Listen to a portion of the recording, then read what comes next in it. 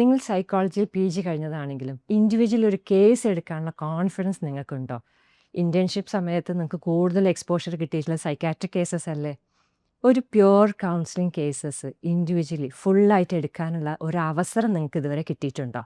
ഒരു കേസിൻ്റെ back bone എന്ന് പറയുന്നത് അതിൻ്റെ കേസ് ടേക്കിംഗ് ആണ്. ഒരു കേസ് കേട്ട് കഴിയുമ്പോഴേക്കും അതിൻ്റെ ഹിസ്റ്ററി മുതൽ ട്രീറ്റ്മെൻറ്റ് പ്ലാന് വരെ നമ്മുടെ മനസ്സിൽ ഫുൾ ക്ലിയർ ആയിട്ട് വരണം. Non judgmentally, empathetically, so and so case കേൾക്കണമെന്നൊക്കെ എല്ലാവർക്കും അറിയാം. പക്ഷെ നെക്സ്റ്റ് വാട്ട്? അവിടെയാണ് എല്ലാവരും സ്റ്റക്കാവുന്നത്. ചുമ്മാ കേസ് കേട്ടുകൊണ്ടിരിക്കലല്ല കേസ് ടേക്കിംഗ്. കേസ് കേൾക്കുന്നതിൻ്റെ ഇടയിൽ കണ്ടിന്യൂസ് അനാലിസിസ് നമ്മുടെ മനസ്സിൽ പോയിക്കൊണ്ടേയിരിക്കണം. അതിന് നമുക്ക് നല്ല എക്സ്പീരിയൻസസ് വേണം. സൈക്കോളജിക് ആൻഡ് സൈക്കാട്രിക് കണ്ടീഷൻസിനെ കുറിച്ചുള്ള തറോ നോളജ് വേണം. അത് എങ്ങനെയായിരിക്കും പ്രസൻറ്റ് ചെയ്യുക എന്നുള്ളതിനെ കുറിച്ചിട്ടുള്ള ഒരു അറിവ് വേണം. The eyes cannot see what the mind doesn't know എന്നാണല്ലോ. അതിനുശേഷമാണല്ലോ ട്രീറ്റ്മെൻറ്റ് പ്ലാൻ വരുന്നത്.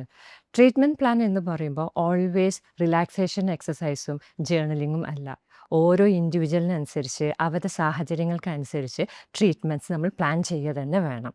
സോ ഒരു ഇൻഡിവിജ്വൽ കേസ് ഹാൻഡിൽ ചെയ്യാനുള്ള കോൺഫിഡൻസ്, അതിന് വേണ്ടുന്ന ബേസ് ബിൽഡ് ചെയ്യാൻ സഹായിക്കൽ, ഇതാണ് ഞങ്ങൾ ഹോപ്പിഫൈ അക്കാഡമിയിലൂടെ നിങ്ങൾക്ക് തരാൻ വേണ്ടി ഉദ്ദേശിക്കുന്നത്.